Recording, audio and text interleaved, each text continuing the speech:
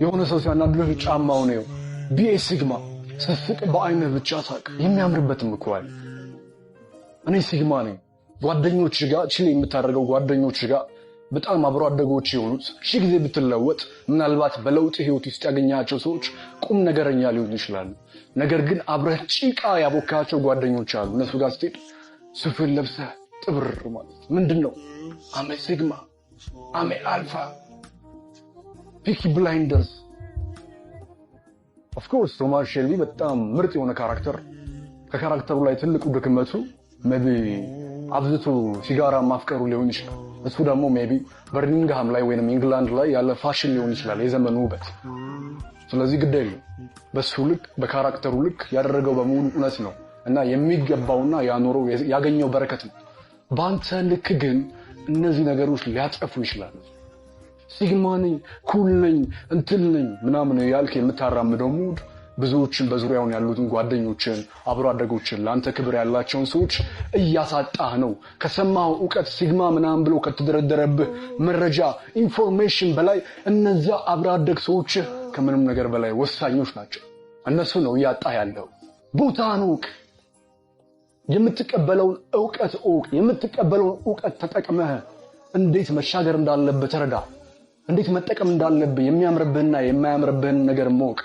አንድ የፈላ ውሃ ድንችም እንቁላልም ሊገባበት ይችላል። እንቁላልን ጠንካራ ሲያደርገው ድንችን ግን ሽባ ልፍስፍስ ነው የሚያደርገው። በተመሳሳይ አንዳንድ ዕውቀት ካንተ ማንነት ጋር ላይሰምር ይችላል፣ ወደ ሽባነት ነው የሚያመጣ። ስለዚህ ቦታ አለ። በአዳዲስ ዕውቀት ትሬንድ በመጣ ቁጥር ልብህ አይሰቀል። ሁሌ ሪአክት ለማድረግ አትሞክር። አለቀ። ስለዚህ ማህበረሰብን የሚያሳጣ አይደንቲቲዎች ሳይገባህና ሳትረዳው የተላበስክ ችግር አትፍጠር።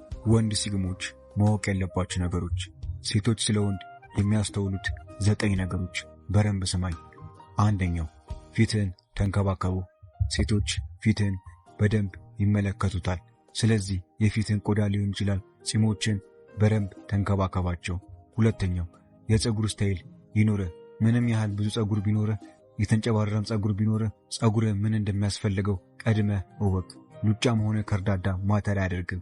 ከፀጉር ጋር የሚሄደውን ፕሮዳክት ተጠቀም። ሌላው ደግሞ የሚያምርብን የፀጉር ስታይል ተከተል። ሴቶች የወንድ ልጅ ፀጉር በጣም ይመለከታሉ። የፀጉርን ስታይል አልተከተልክም ማለት ውበትህም አብሮ ይጠፋል ማለት ነው። ስለዚህ የፀጉርን ስታይል ተከተል። ሶስተኛው የአለባበስ ስታይል።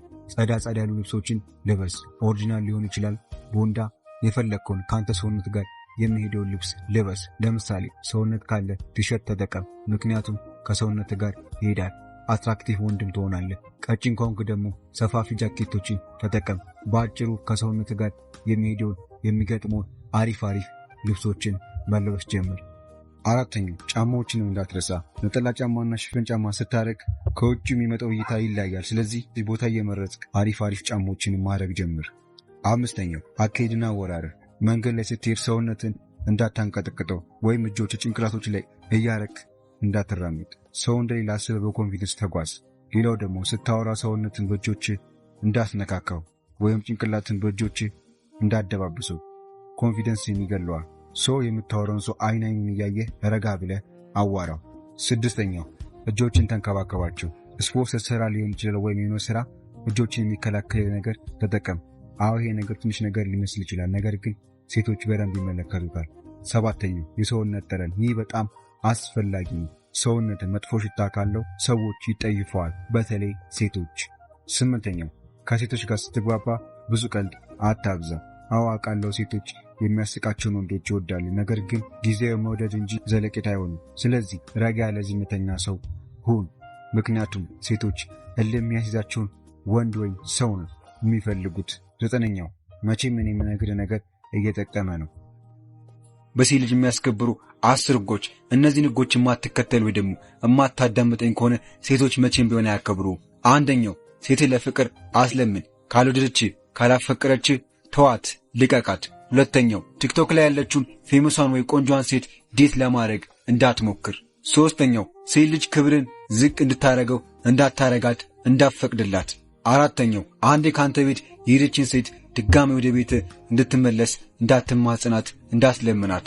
5 ስለ ቢዝነስ የምታወራ ስለ አልፋ ብሬክስሩ የምታወራ ልጅ ሽሻት፣ ይቺ ልጅ ገደል ትከታለች። 6ኛው ሌላ ሰው ብላ ትተሄደች ልጅ ድጋሚ ወደ አንተ ከመጣች እንዳትቀበላት። አስታውስ፣ አንተ ጋር ድጋሚ የመጣችው ልታበላሽና ዳሜጅ ልታረግ ነው። 7ኛው ከሴት ልጅ ምክር እንዳትቀበል። ቲክቶክ ላይ ሊሆን ይችላል፣ በአካል ከነሱ ምንም አይነት የምክር አገልግሎት እንዳትቀበል። የወንድነት ማንነትን ዝቅ ያደርገዋል፣ ያረክሰዋል። 8ኛው ለሴት ልጅ ድክመትን እንዳታሳያት፣ እንዳትነግራት፣ አንድ ቀን ትጠቀምበታለች። 9ኛው ሴት ልጅ የቤት ኪራይን ወይ ደግሞ ግባቶችን እንድከፍልልህ እንዳታረጋት፣ ክብርህን ማንነትን ዝቅ ያደርገዋል። 10ኛው ለሴት ልጅ ብለህ ከሌላ ወንድ ጋር እንዳትጠላ፣ እንዳትደባደብ። ወንድነትህን ዝቅ የሚያደርጉ 4 ነገሮች። 1ኛው ባዶ ኪስ። አንድ ወንድ ገንዘብ ከሌለው ድምፁም አውሮ ይጠፋል። የፈለገ ብልህና ጀግና ወንድ ልትሆን ትችላለህ፣ ግን ኪስህ ባዶ ከሆነ ማንም ሰው አያዳምጥም፣ አይሰማም። ቤተሰቦችህም ቢሆኑ እንኳን አያዳምጡም፣ አይረዱም። ስለዚህ ኪስ ውስጥ ገንዘብ ከሌለ ወንድነትህ ዝቅ ይላል። ማንም ሰው አያከብርህም፣ አይወድህም። በእያንዳንዱ ቀን በእያንዳንዱ ሰዓት ገንዘብ የምታገኝበትን ራስን የምታስከብርበትን መንገድ መፈለግ ይኖርብሃል። 2ኛው ህልምህን ለሌላ ሰዎች ማካፈል። ህልምህን ለሌላ ሰዎች የምታካፍል ከሆነ ያ ህልም ይጠፋል፣ ያ ህልም በሐሳብ ይቀራል። ለምን? አብዛኛውን ሰዎች ሎ የሆነ አስተሳሰብ ነው ያላቸው። የፈለገ ሙከራ ብታረግ፣ ፌል ብታረግ፣ በፍጹም ለሰዎች ሐሳብህን፣ ህልምህን፣ ፐርፐዝህን እንዳትናገር፣ እንዳታወራ። አለበለዚያ እዛ ህልም ላይ መጥፎ ነገር በመናገር ያንን ነገር ያዘጉታል። 3ኛ በብር ብዙ ነገሮችን ማድረግ አትችልም። አብዛኛውን ወንዶች ክብራቸውን ያጡበት መንገድ ይሄ ነው። በብር ያንተን ወንድነት ልትገዛው አትችልም። በብር ቤት እንጂ ቤተሰብ ልትገዛ አትችልም። በብር ሴት እንጂ ፍቅር ልትገዛ አትችልም። በብር ሰዓት እንጂ ያንተን ጊዜ ልትገዛ አትችልም። በገንዘብ አልጋን እንጂ እንቅልፍን ልትገዛው አትችልም። በገንዘብ ምግብን እንጂ አብታይትህን መግዛት አትችልም። በገንዘብ ዶክተርን እንጂ ጤናህን መግዛት አትችልም። ወንድሜ አንዳንድ ነገሮች ማለት ነው በገንዘብ እንደማይገዙ መረዳትና መገንዘብ ይኖርብሃል። ለዛ ነው አንዳንድ ጊዜ የወንድነት ማንነት ዝቅ እያለ የመጣው። ምክንያቱም በገንዘብ የሆነ ነገሮችን ለመግዛት ስትሞክር ክብርን እያጣው ትመጣለህ። 4ኛው ተራ ህይወት መኖር። በየቀኑ በየሰከንዱ የሚያሻሽል ነገር የማታረግ ከሆነ የማትፈጽም ከሆነ የወንድነት ማንነት በራስ ጊዜ ታጧለህ፣ ትገለዋለህ። በወጣትነቱ ማለት ነው ስኬታማ ለመሆን እንደሚጥር ልጅ የምር በጣም የሚጨነቅ የለም። እና እነዚህን ጭንቀቶችን ምናልባት ሊቀንስልክ ይችላል። እኔ ተረዷቸውን 2 ነገሮች ልንገርክ። የመጀመሪያው እዚህ ዓለም ላይ ምንም አዲስ ነገር የለም። ማግኘት፣ ማጣት፣ ማዘን፣ መጎዳት፣ መሰበር፣ ብቻ ሁሉም ነገር እቺ ምድር ከተፈጠረች 7000 ምናምን ዓመት ይሆናታል። በዛ ዘመን በነበሩ ሰዎች ላይ ሁሉ የተፈጠረ ነገር ነው እና ሁሉም ተራ ነው፣ ታልፈዋለህ። 2ኛው ህይወት የምርጫ ጉዳይ ነው። ወይ ስኬታማ ትሆናለህ ወይ ደግሞ የእናትና የአባትን ህይወት ትደግማለህ። ምርጫው ያንተ ነው። ጠንከረ ከሰራ ስኬታማ ትሆናለህ። ኬርለስ ከሆንክና ደግሞ ቀለል ያለ ህይወት የምትፈልግ ከሆነ እንደ እናት አባትህ አግብተህ ወልደህ ምናምን መኖር ትችላለህ። መጨረሻ ላይ ግን ትሞታለህ። ሰው ምንድነው በዚህ ዓለም ላይ ያለ ነገር ሁሉ ተራና ከንቱ ነው። ታዲያ ለማን ነው የምትጨነቀው? ስለዚህ ቀለል አድርገህ ህይወትን ይኸው ጠንከረ ከሰራ ስኬታማ ትሆናለህ። ካልሰራ ደግሞ ያው ቀለል ያለ ህይወት ትኖራለህ።